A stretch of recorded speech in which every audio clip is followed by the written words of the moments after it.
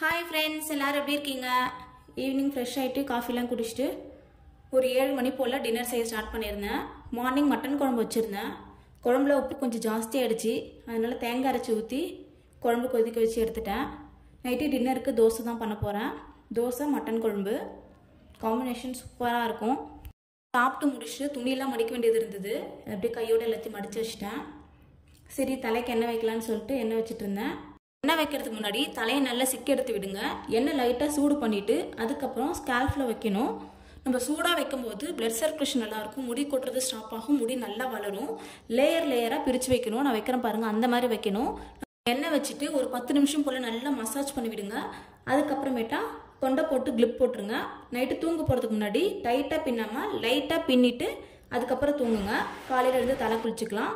உங்களுக்கு இந்த வீடியோ பிடிச்சிருந்தா லைக் பண்ணுங்கள், சப்ஸ்கிரைப் பண்ணுங்கள். நெக்ஸ்ட் வீடியோவில் பார்க்கலாம். பாய்.